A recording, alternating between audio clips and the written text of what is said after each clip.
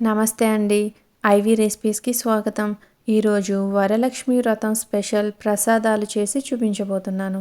మొత్తం ఇక్కడ 15 రకాల ప్రసాదాలు చేసి చూపిస్తున్నాను. ఇందులో మీకు తేలిగ్గా ఉన్న వాటిని 5 గానీ, 3 గానీ, 9 గానీ మీకెన్ని వీలైతే అన్ని చక్కగా చేసుకొని నైవేద్యంగా పెట్టుకొని పూజ చేసుకోవచ్చు. తక్కువ టైంలో, తక్కువ సామాన్లతో ఎటువంటి హడావిడి లేకుండా ఎన్ని ప్రసాదాలైనా చేసుకోవచ్చు. అవేంటంటే పులిహోర, అత్తిసరన్నం, దద్దోజనం, పూర్ణం కజ్జికాయలు, బెల్లం అప్పాలు, పూర్ణం బూరెలు, గారెలు, రవ్వ కేసరి, సలివిడి వడపప్పు, పొంగలి, గోధుమ రవ్వ కేసరి, శనగలు, కుడుములు, ప్రసాదం బూరెలు. దీనికోసం మనం ముందు రోజే కొన్ని రెడీ చేసుకోవాలండి. అవి ఏంటంటే 1 కప్పు మినప్పప్పుని నానబెట్టుకోవాలి. ఇది గారెల కోసం. దీన్ని వాష్ చేసి నానబెట్టుకోవాలి 4 గంటల పాటు. ఇక దీన్ని పక్కన పెట్టుకుని ఈ బెల్లాన్ని తురుముకోవాలండి. ఇలా బెల్లాన్ని తురిమి పెట్టుకోవడం వల్ల రేపు బెల్లంతో చేసే వంటలకి ఇబ్బంది లేకుండా ఉంటుంది. కావాలంటే మీరు మిక్సీ పట్టుకుని కూడా పెట్టుకోవచ్చు. అలాగే బూరెలకి సోయపిండి కోసం 1 గ్లాసు మినపగుళ్ళ పిండిని, 1.25 గ్లాసు బియ్యం పిండిని వేసి బజ్జీల పిండిలా కలుపుకోవాలి. ఒకవేళ ఇది లేకపోతే 1 గ్లాసు మినప్పప్పుకి 1.5 గ్లాసు బియ్యం వేసి నానబెట్టి ముందు రోజు సాయంత్రమే మిక్సీ పట్టేసి ఆ నైట్ అంతా పులవనివ్వాలి. ఇక దీనిపైన మూత పెట్టేసి ఈ నైట్ అంతా పులవనివ్వాలండి. అలాగే రేపు తాలింపు పెట్టేవి కూడా ఉంటాయి కనుక ముందు రోజే కరివేపాకుని కాస్త క్లీన్ చేసుకుని వాష్ చేసి ఇలా ఫ్రిడ్జ్లో పెట్టుకుంటే రేపు మనకి పని అనేది తేలిగ్గా ఉంటుంది. గారెల పప్పు కూడా నానిపోయిందండి. ఇక దీన్ని వాష్ చేసి వాటర్ ఏమీ లేకుండా తీసుకోవాలి. ఒక మిక్సీ జార్లో వేసుకుని మధ్యలో 1-2 స్పూన్ల వాటర్ మాత్రమే యాడ్ చేసుకుంటూ వీలైనంత మెత్తగా మిక్సీ పట్టుకోవాలి. ఇలా మిక్సీ పట్టేటప్పుడు వాటర్ అనేది ఎంత తక్కువగా వేసుకుంటే గారెలు అంత బాగా వస్తాయండి. పిండి అనేది ఇలా ఉంటే సరిపోతుంది. ఈ పిండిని ఒక గిన్నెలోకి తీసుకొని 1 స్పూన్తో కానీ విస్కర్తో కానీ బాగా బీట్ చేసుకోవాలి. ఇలా ఒక 2 నిమిషాలు చేసుకుంటే గారెలు అనేవి మనం పిండిని గ్రైండర్లో వేస్తే ఎంత బాగా వస్తాయో అలా వస్తాయండి. ఇక దీన్ని ఈ విస్కర్ తీసేసి మూత పెట్టి ఫ్రిడ్జ్లో పెట్టేసుకుంటే రేపటి వరకు దీంతో మనకి ఎటువంటి పని లేదు. ప్రసాదాల్లో వేసే డ్రై ఫ్రూట్స్ కోసం ముందు రోజే బాదం పప్పుని, పిస్తాని ఇలా వీటిని కట్ చేసి పెట్టుకుంటే పని తేలిగ్గా ఉంటుంది. అలాగే 1 అరకప్పు పెరుగుని కూడా దద్దోజనం కోసం తోడు పెట్టుకోవాలి. 1 కప్పు శనగల్ని నానబెట్టి తీసుకుంటున్నానండి. ఇప్పుడు ఈ నైట్ అంతా నానితే రేపు శనగల ప్రసాదానికి సరిపోతాయి. ఇంతటితో ముందు రోజు చేసే పని పూర్తయింది.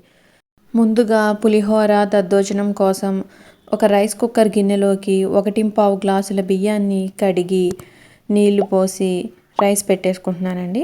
ఇక అలాగే ఒక గిన్నెలోకి పొంగలి కోసం ఒక చిన్న గ్లాసు బియ్యం, 1/2 గ్లాసు సగ్గుబియ్యం వేసి వాష్ చేసి కొద్దిసేపు నానబెట్టుకోవాలి. ముందుగా స్టవ్ మీద పెట్టడం కోసం ఒక కుక్కర్లోకి 1 కప్పు శనగపప్పుని కడిగి 3 కప్పుల నీళ్లు పోసి స్టవ్ మీద పెట్టి 6 విజిల్స్ రానివ్వాలండి. పూర్ణం కజ్జికాయలు బూరెల కోసం అండి ఇది. ఇక వేరొక స్టవ్ మీద ఒక గిన్నెలోకి 1/2 లీటర్ పాలు పొంగలి కోసం, 1 కప్పు పాలు దద్దోజనం కోసం రెండింటిని కలిపి ఒక పొంగు రానివ్వాలి. ఈ విధంగా 2 కలిపి కాసుకుని కాగిన తర్వాత 1 కప్పు పాలు తీసేసుకుందాం. ఈలోగా ఒక 60 గ్రాముల చింతపండుని పులిహోర కోసం నానబెట్టి పెట్టుకోవాలండి. కాసేపు అయిన తర్వాత గొజ్జు తీసేసుకోవాలి. వడపప్పు ప్రసాదం కోసం 1 స్పూన్ పెసరపప్పుని పావు గంట నానబెట్టి వాటర్ లేకుండా ఒక గిన్నెలోకి తీసుకోవాలండి. అలా తీసుకుంటే వడపప్పు ప్రసాదం రెడీ అయినట్టే. ఇక్కడ పొంగలి కోసం పెట్టిన పాలు 1 పొంగు వచ్చినాయి కాబట్టి ఇందులోంచి 1 కప్పు పాలని సెపరేట్ చేసుకుంటున్నాను. ఇక ఈ మిగిలిన పాలలో మనం ముందుగా నానబెట్టి పెట్టుకున్న బియ్యం, సగ్గుబియ్యం ఉన్నాయి కదా, వాటిని మొత్తం వేసేసి దగ్గర పడేంత వరకు మధ్యలో కలుపుకుంటూ ఉడకనివ్వాలి. రైస్ కుక్కర్లో పెట్టిన రైస్ కూడా ఉడికిపోయిందండి. 1 కప్పు రైస్ని దద్దోజనం కోసం తీసుకుని ఇలా 1 గ్లాస్తో కాస్త మెదుపుకోవాలి. రైస్ గోరువెచ్చగా ఉన్నప్పుడు చల్లారిన 1 కప్పు పాలని, అరకప్పు పెరుగుని, రుచికి సరిపడా ఉప్పుని వేసి బాగా కలుపుకొని పక్కన పెట్టుకుంటున్నానండి. తాలింపులన్నీ ఒకసారి వేసుకుంటాను కాబట్టి దీన్ని కలిపి పక్కన పెట్టేసుకుంటున్నాను. శనగలు, పులిహోర ఇవన్నీ చేసేటప్పుడే దీని తాలింపు కూడా పెడతానండి. ఇక రైస్ కుక్కర్లో గిన్నె ఖాళీ అయింది కదా, అందులో 1 గ్లాసు బియ్యం వేసి 2 టేబుల్ స్పూన్ పెసరపప్పు వేసి కడిగి 2 గ్లాసుల నీళ్లు పోసి సరిపడా ఉప్పు వేసుకోవాలండి. ఇక దీన్ని కూడా మనం రైస్ కుక్కర్లో పెట్టేసుకుంటే ఉడికిన తర్వాత తీసుకుంటే అత్తిసరన్నం రెడీ అయిపోతుంది. కుక్కర్ ప్రెషర్ పోయిన తర్వాత మూత తీసి చూస్తే శనగపప్పు కూడా ఉడికిపోయిందండి. ఉడికిందో లేదో ఒకసారి చెక్ చేసుకుందాం. ఉడికింది, లేదంటే మరొక 2 విజిల్స్ రానివ్వాలి. ఇందులో ఎక్సెస్ వాటర్ మొత్తం తీసేసి ఇందులో తీపి తక్కువ తినేవారైతే 1 కప్పు, తీపి కాస్త ఎక్కువ తింటే మరొక 1/2 కప్పు వేసుకోవచ్చండి. అలాగే 1 టేబుల్ స్పూన్ కొబ్బరి తురుము, 1/2 స్పూన్ మిరియాల పొడి, 1/2 స్పూన్ యాలకుల పొడి వేసి ఈ పప్పు బద్ద కాస్త మెత్తగా అయ్యేటట్టు నలుపుకోవాలి. కావాలంటే బెల్లం వేయక ముందే మీరు దీన్ని నలుపుకోవచ్చు. కొబ్బరి వేయడం వల్ల బూరెలు అనేవి చేదకుండా బాగా వస్తాయి. ఈ విధంగా దగ్గర పడేంత వరకు కలుపుకుంటూ ఉడకనివ్వాలి. ఇలా అవుతుందంటే ఇది రెడీ అయిపోయినట్టే. చల్లారిన తర్వాత బూరెలు, కజ్జికాయల కోసం ఉండలుగా చేసుకోవాలి. స్టవ్ మీద ఒక గిన్నె పెట్టి 2 స్పూన్ల నెయ్యి వేసుకోవాలండి. ఇది డ్రై ఫ్రూట్స్ కోసం. వీటిని వేపించేసి మనం పక్కన పెట్టుకున్నామంటే ఒక పని అయిపోతుంది. ఈ డ్రై ఫ్రూట్స్ అన్నీ చక్కగా వేగిన తర్వాత ఒక గిన్నెలోకి తీసేసుకోవాలండి. మనం ఇప్పుడు ఇదే గిన్నెని వేరే ప్రసాదం కోసం వాడదాము. ఇక్కడ పొంగలి కూడా రెడీ అయిపోయిందండి. ఇది దగ్గర పడిన తర్వాత స్టవ్ ఆఫ్ చేసి కొంచెం సేపు చల్లారనిచ్చాను. ఇందులో 1 కప్పు బెల్లము, 1/2 స్పూన్ యాలకుల పొడి వేసి 1 నిమిషం పాటు కలపాలండి బాగా కలిసేటట్టు. మళ్ళీ స్టవ్ ఆన్ చేసుకుని 1 నిమిషం పాటు కలుపుకుంటూ ఉడకనిస్తే ఆ బెల్లం కూడా మొత్తం కరిగిపోతుంది.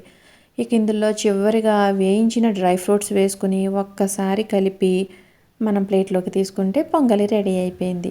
రాత్రి నానబెట్టిన శనగల్ని కడిగి ఒక కుక్కర్లో వేసుకోవాలి. 3 కప్పుల నీళ్లు పోసి మూత పెట్టేసి 5 విజిల్స్ వచ్చిన తర్వాత ప్రెషర్ మొత్తం పోయేంత వరకు వదిలేయాలండి. మనం డ్రై ఫ్రూట్స్ వేయించిన అదే గిన్నెలో మరొక స్పూన్ నెయ్యి వేసి 1 కప్పు ఎర్ర గోధుమ రవ్వ వేసి 2 నిమిషాల పాటు వేపుకోవాలి. ఇక ఇప్పుడు ఇందులో 3 కప్పుల నీళ్లు పోసుకొని ఒకసారి బాగా కలిపి మూత పెట్టేసి దగ్గర పడేంత వరకు ఉడకనివ్వాలండి. ఇలా మూత తీసి చూసినప్పుడు ఈ విధంగా ఉందంటే చక్కగా ఉడికినట్టే. ఇందులో 1.5 కప్పు బెల్లాన్ని, 1/2 స్పూన్ యాలకుల పొడిని వేసి బాగా కలపాలి. ఇది కాసేపు కదుపుకుంటూ ఉడకనివ్వాలండి. ఇలా ఉడికేసరికి ఈ విధంగా అవుతుంది. ఇందులో 1 స్పూన్ నెయ్యి వేసి ఒకసారి కదిపిన తర్వాత మనం వేయించి పెట్టుకున్న డ్రై ఫ్రూట్స్ని కూడా వేసి ఒక్కసారి కలుపుకొని స్టవ్ ఆఫ్ చేసుకుంటే సరిపోతుంది. కన్సిస్టెన్సీ అనేది ఇలా ఉన్నప్పుడు స్టవ్ ఆఫ్ చేసుకుంటే కాసేపటికి ఇంకాస్త దగ్గర పడుతుంది. ఇప్పుడు శనగలు ఎంతవరకు వచ్చినాయో చూద్దామండి. మూత తీసి చూస్తే శనగలు కూడా చక్కగా ఉడికిపోయినాయి. ఇందులో వాటర్ కొద్దిగా ఉంది కదా, ఇప్పుడు సరిపడా ఉప్పు వేసేసి ఒక 2 నిమిషాల పాటు ఉడకనివ్వాలి. ఇక వీటిని తాలింపు పెట్టుకోవడమే. ఇప్పుడు వరుసగా ఒకదాని తర్వాత ఒకటి అన్ని తాలింపులు వేసుకుందామండి. దద్దోజనం తాలింపు కోసం స్టవ్ మీద ఒక ప్యాన్ పెట్టి 1 స్పూన్ ఆయిల్ వేసి వేడెక్కిన తర్వాత 1 స్పూన్ శనగపప్పు, 1/2 స్పూన్ మినప్పప్పు, 1/2 స్పూన్ తరిగిన అల్లం, 1/2 స్పూన్ ఆవాలు, ఎండుమిరపకాయ 1, 5-6 జీడిబద్దలు, కరివేపాకు వేసి కొద్దిసేపు వేయించుకోవాలి. ఇవి వేగిన తర్వాత చిటికెడు ఇంగువ కూడా వేసి ఒక్కసారి వేపుకోవాలండి. ఇక ఈ తాలింపుని దద్దోజనం మనం ముందు రెడీ చేసి పెట్టుకున్నాం కదా, అందులో వేసేసుకుంటే దద్దోజనం రెడీ అయిపోతుంది. కలిపేటప్పుడు మరీ గట్టిగా అనిపిస్తే కాచి చల్లార్చిన 1/4 కప్పు పాలను వేసి కలుపుకుంటే చక్కగా ఉంటుందండి. ఇక దద్దోజనం కూడా రెడీ అయిపోయింది. ఇప్పుడు శనగల తాలింపు కోసం అదే ప్యాన్లో 1 స్పూన్ ఆయిల్ వేసి 1 స్పూన్ మినప్పప్పు, 1/2 స్పూన్ ఆవాలు, 1/2 స్పూన్ జీలకర్ర, తుంచిన 1 ఎండుమిరపకాయ, కొద్దిగా కరివేపాకు వేసి 1 నిమిషం పాటు వేపుకోవాలి. ఇది కొంచెం వేగిన తర్వాత ఒక్క చిటికెడు ఇంగువ కూడా వేసుకొని మరొక నిమిషం పాటు వేపిన తర్వాత శనగలు ఉన్నాయి కదండి, వాటిని ఇందులో వేసేసుకోవాలి. ఇక 1/2 స్పూన్ కారము, చిటికెడు పసుపు వేసి ఇందులో కాస్త తడి ఉంది కదా, అది పోయేంత వరకు ఒక 2 నిమిషాల పాటు వేపుకుంటే శనగలు కూడా రెడీ అయిపోయినాయండి. శనగల ప్రసాదాన్ని కూడా ఇక పక్కన పెట్టుకుని అదే ప్యాన్లో 3 టేబుల్ స్పూన్ల ఆయిల్ వేసుకోవాలండి. ఆయిల్ వేడెక్కిన తర్వాత 2 స్పూన్ల వేరుశనగ గుళ్ళు వేసుకుని వీటిని దోరగా వేయించుకోవాలి. ఇవి వేగిన తర్వాత ఒక గిన్నెలోకి తీసేసుకోవాలండి. ఇప్పుడు అదే ఆయిల్లో 2 టేబుల్ స్పూన్ల శనగపప్పుని వేసుకోవాలి. 1 టేబుల్ స్పూన్ మినప్పప్పు, 1 స్పూన్ జీలకర్ర, 1 స్పూన్ ఆవాలు, కట్ చేసిన 4 పచ్చిమిరపకాయలు, తుంచిన 4 ఎండుమిరపకాయలు, 1 గుప్పెడు కరివేపాకు వేసి దోరగా వేయించుకోవాలి. ఇలా కొంచెం సేపు వేగిన తర్వాత ఒక పావు స్పూన్ ఇంగువ వేసి ఒక్కసారి అటు ఇటు వేపుకోవాలండి. మనం ముందుగా తీసి పెట్టుకున్న చింతపండు గుజ్జు ఉంది కదా! దాన్ని ఇప్పుడు ఇందులో వేసేసుకోవాలి.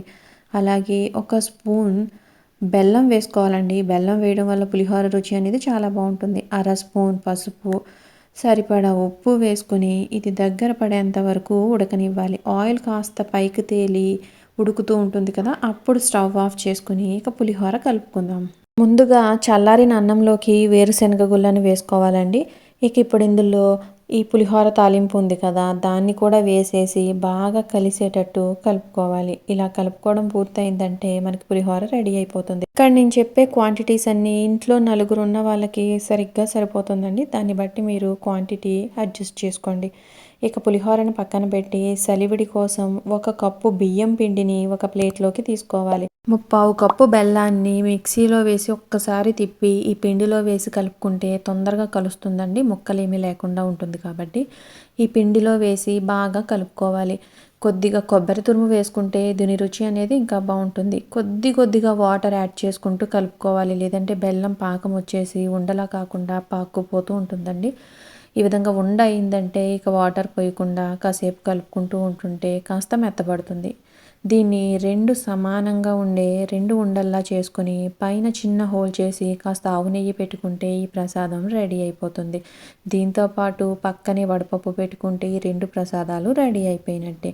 ఇక బెల్లం అప్పాల కోసం ఒక గిన్నెలోకి అరకప్పు బియ్యం పిండిని, అరకప్పు గోధుమ పిండిని, పావు స్పూన్ యాలకుల పొడిని వేసి బాగా కలిపి పక్కన పెట్టుకోవాలి. స్టవ్ మీద ఒక కుక్కర్ పెట్టి అందులో అరకప్పు నీళ్లు పోసుకోవాలండి. ముప్పావు కప్పు బెల్లాన్ని కూడా వేసి ఒక్కసారి కరగనివ్వాలి. కరిగిన తర్వాత మనం రెడీ చేసి పెట్టుకున్న పిండిని కూడా ఇందులో వేసేసి కదుపుకుంటూ కొంచెం దగ్గర పడేంత వరకు ఉడకనివ్వాలండి. ఇక ఇప్పుడు ఇందులో ఒక స్పూన్ నెయ్యి వేసుకుంటే కనుక దీని రుచి చాలా బాగుంటుంది. ఇలా కలుపుతున్నప్పుడు ప్యాన్ నుంచి సెపరేట్ అవుతూ ఉందంటే ఇది రెడీ అయిపోయినట్టేనండి. ఇక దీన్ని పక్కన పెట్టుకుందాము. కుడుములు, పూర్ణం కజ్జికాయల కోసం ఒక కుక్కర్లోకి 1.5 కప్పు నీళ్లు పోసుకోవాలి. సరిపడా ఉప్పు, 2 స్పూన్ల శనగపప్పు, కావాలనుకుంటే కొద్దిగా కొబ్బరి తురుము కూడా వేసుకోవచ్చు. ఇది మరుగుతున్నప్పుడు 1 కప్పు బియ్యం రవ్వని వేసి బాగా కలపాలి. మూత పెట్టేసి లో ఫ్లేమ్లో ఇది పూర్తిగా ఎగిరిపోయేంత వరకు మగ్గనివ్వాలండి. వాటర్ ఏమీ ఉండకూడదు. పొడి పొడిలాడుతూ వచ్చేస్తే సరిపోతుంది. చేతిని కొద్దిగా తడి చేసుకుని ఇలా చేసి చూస్తే ఉండయిందంటే ఇది రెడీ అయిపోయినట్టే. సగం పిండిని పూర్ణం కజ్జికాయల కోసం, సగం పిండిని కుడుముల కోసం చేసుకుందామండి. ఇలా ఉండలు చేస్తే కుడుములు కూడా రెడీ అయిపోయినాయి. ఇక మిగిలిన ఈ పిండిని పూర్ణం కజ్జికాయల కోసం ఈ విధంగా చేసుకొని మనం ముందుగా రెడీ చేసి పెట్టుకున్న పూర్ణం ఉంది కదా, దాన్ని చిన్న సైజు ఉండలా చేసి దీని మధ్యన పెట్టి ఇలా మొత్తం క్లోజ్ చేసేయాలండి. చిన్న కజ్జికాయల బల్లలు ఉంటాయి కదా, దాన్ని తీసుకుని ఒకసారి వాటర్తో తడి చేసి ఈ ఉండని అందులో పెట్టి ప్రెస్ చేసామంటే కజ్జికాయ షేప్లో ఈ పూర్ణం కజ్జికాయలు అనేవి తయారైపోతాయి. ఇది బయటకు తీసేటప్పుడు మీకు కాస్త ఇబ్బంది అనిపిస్తే కాస్త స్పూన్తో లైట్గా కదిపితే వచ్చేస్తాయండి ఇవి. ఈ విధంగా అన్నింటినీ మనం చేసేసుకున్నామంటే పూర్ణం కజ్జికాయల ప్రసాదం కూడా రెడీ అయిపోయినట్టే. ఇప్పుడు ప్రసాదం బూరెల కోసం ఇంకా రవ్వ కేసరి కోసం ముందుగా ఒక ప్యాన్లోకి 1.5 గ్లాసుల నీళ్లు పోసుకోవాలండి. నీళ్లు మరుగుతున్నప్పుడు 1.5 గ్లాసుల పంచదార, 1 గ్లాసు సూజీ, బొంబాయి రవ్వ అంటాం కదా, దాన్ని వేసుకొని కలుపుకుంటూ కొంచెం దగ్గర పడేంత వరకు ఉడకనివ్వాలి. ఇది ఉడుకుతున్నప్పుడే పావు స్పూన్ యాలకుల పొడి వేసి కలుపుకుంటూ ఇది దగ్గర పడేంత వరకు ఉడకనివ్వాలండి. ఈ విధంగా దగ్గర పడిపోయిన తర్వాత మనం ఒక గిన్నెలోకి కొద్దిగా రవ్వ కేసరిని తీసేసుకుందాం. ఎందుకంటే ఇది రవ్వ కేసరి ప్రసాదం కోసం. దీంట్లోనే మనం ముందుగా వేయించి పెట్టుకున్నాం కదా డ్రై ఫ్రూట్స్, వాటిని వేసేసి ఒక స్పూన్ నెయ్యి వేసి బాగా కలిపి ఒక ప్లేట్లోకి తీసుకున్నామంటే రవ్వ కేసరి ప్రసాదం రెడీ అయిపోయిందండి. ఇక మిగిలిన ఈ కేసరిలో మరొక 2 టేబుల్ స్పూన్ల పంచదార వేసి బాగా కలుపుకుంటూ బాగా దగ్గర పడేంత వరకు కుక్ చేసుకోవాలి. ఇది ఉండ అవుతుంది అని మనకు అనిపించేంత వరకు ఈ విధంగా కుక్ చేసుకొని పక్కన పెట్టుకుంటే ప్రసాదం బూరెల కోసం ఇది రెడీ అయిపోతుంది. చల్లారిన తర్వాత ఉండలు చేసి పెట్టుకోవాలి. ఇక చివరిగా మనకి అన్ని డీప్ ఫ్రైలు చేయాల్సినవే మిగిలినాయండి. ముందుగా గారెలు వేసుకోవాలి. దీనికోసం ఫ్రిడ్జ్లోంచి పిండి తీసుకుని సరిపడా ఉప్పు వేసి ఉప్పు కలవడం కోసం 1 స్పూన్ నీళ్లు వేసి బాగా కలుపుకోవాలండి. ఇలా అరిటాకు కానీ లేదా ఒక ప్లాస్టిక్ కవర్ కానీ తీసుకుని వాటర్తో చెయ్యి తడి చేసుకుని ఇలా గారెల్లా చేసుకుని వేసుకుంటే చక్కగా వచ్చేస్తాయండి. కాస్త చేయి తడి చేసుకుంటే మన చేతికి అంటుకోకుండా ఈ గారెలు అనేవి నీట్గా వస్తాయి. ఈ విధంగా గారెలన్నీ వేసిన తర్వాత ఒక నిమిషం అయిన తర్వాత అటు ఇటు కదుపుకుంటూ మంచి గోల్డెన్ కలర్ వచ్చేంత వరకు వేపుకుంటే గారెలు రెడీ అయిపోతాయి. పిండిని మిక్సీలో వేసినా సరే గారెలు అనేవి ఎంత బాగా వచ్చినాయో చూసారు కదా. అలాగే గారెలన్నీ వేయడం పూర్తయిన తర్వాత నెక్స్ట్ మనం చేసుకోవాల్సినవి బెల్లం అప్పాలండి. గారెలు వేసిన అదే ఆయిల్లో ఇలా బెల్లం అప్పాలని వేసుకోవచ్చు. అరిటాకుకి కానీ ప్లాస్టిక్ కవర్కి కానీ కాస్త నెయ్యి రాసి ఇలా అప్పాల్లా ఒత్తుకుని స్టవ్ని మీడియం ఫ్లేమ్లో పెట్టుకుని వేపుకోవడమేనండి. ఇవి కాస్త కలర్ వచ్చేసినా సరే వేగడానికి కొంచెం టైం పడుతుంది. ఇవి పూర్తిగా వేగిన తర్వాత కాస్త ఆయిల్ పీల్చుకుంటాయండి. కొంచెం ఇలా ఒత్తుకుంటే ఆయిల్ అంతా బయటకు వచ్చేస్తుంది. ఈ విధంగా అప్పాలన్నీ వేపుకోవడం పూర్తయిందంటే మనకి బెల్లం అప్పాలు రెడీ అయిపోయినాయండి. ఈ ప్రసాదాన్ని కూడా ఇక పక్కన పెట్టుకుని చివరిగా బూరెలు ఉన్నాయి. రాత్రి కలిపి పెట్టుకుని సోయాపిండి చక్కగా పులిసిందండి. ఇందులో సరిపడా ఉప్పు నీళ్లు వేసి దోసెల పిండిలా కలుపుకోవాలి. ఇలా జారుగా ఉందంటే బూరెలు అనేవి నీట్గా వస్తాయి. పూర్ణాన్ని ఉండల్లా చేసి పెట్టుకున్నాం కదా, ఆ ఉండని ఇందులో డిప్ చేసి బూరెల్లా వేసుకోవడమేనండి. మనం గారెలు బెల్లం అప్పాలు వేసిన అదే ఆయిల్లో ఈ బూరెల్ని వేసుకుందాం. ఇక్కడ ఒక్కొక్కటిగా ఇలా బూరెల్ని వేసుకుని ఒకసారి వేగిన తర్వాత మాత్రమే అటు ఇటు కదుపుకోవాలండి. ఇంకాస్త ఖాళీ ఉంది కనుక ఇందులో మరికొన్ని బూరెలు పడతాయి, వేసేసుకుందాము. ఇలా బూరెలన్నీ వేయడం పూర్తయిన తర్వాత ఇవి మంచి గోల్డెన్ కలర్ వచ్చేంత వరకు వేపుకోవాలి. ఈ బూరెలు అనేవి వేపేటప్పుడు కాస్త గసి అనేది ఈ ఆయిల్లో పడుతుందండి. అందుకే మనం బూరెల్ని చివరిలో వేపుకుంటున్నాం. ఇలా గోల్డెన్ కలర్ వచ్చిందంటే ఒక స్ట్రైనర్లోకి తీసుకుంటే బూరెలు అనేవి రెడీ అయిపోతాయి. ఈ బూరెలు చీదకుండా ఉండాలంటే మనం కొబ్బరి వేసుకోవడం వల్ల ఈ బూరెలు అనేవి ఇబ్బంది ఏమీ పెట్టకుండా నీట్గా వచ్చేస్తాయండి. ఇలా శనగపప్పు బూరెలన్నీ వేసుకోవడం పూర్తయిపోయిన తర్వాత ఇంకా మనకి చివరిగా మిగిలిన ప్రసాదం బూరెలు మాత్రమే. ఈ బూరెల్ని పక్కన పెట్టుకుని ప్రసాదాన్ని కూడా ఇలా ఉండల్లా చేసుకొని అదే పిండిలో డిప్ చేసి ఆయిల్లో వేసుకున్నామంటే ఇవి కూడా రెడీ అయిపోతాయండి. ఒక బ్యాచ్ తర్వాత మరొక బ్యాచ్ వేసుకొని అన్నీ పూర్తయిన తర్వాత తీసేసుకుంటే మనకి ప్రసాదాలన్నీ రెడీ అయిపోయినట్టేనండి. వీటిని చక్కగా సర్దుకుని దేవుడి దగ్గర పెట్టుకుని మనం పూజని మొదలు పెట్టుకోవచ్చు. మొత్తం 15 రకాల ప్రసాదాలను ఇక్కడ నేను చేసి చూపించానండి. మీకు నచ్చిన వాటిని తేలికైన వాటిని చేసుకొని శ్రావణ శుక్రవారం పూజని మీరు చేసుకోవచ్చు. మీకు ఈ ప్రసాదాల రెసిపీలు నచ్చినట్టయితే కనుక తప్పకుండా లైక్ చేయండి, షేర్ చేయండి, నా ఛానల్ని సబ్స్క్రైబ్ చేసుకోండి. అలాగే మీకు ఎలా వచ్చినాయో నాకు కామెంట్ చేయండి. Thanks for watching.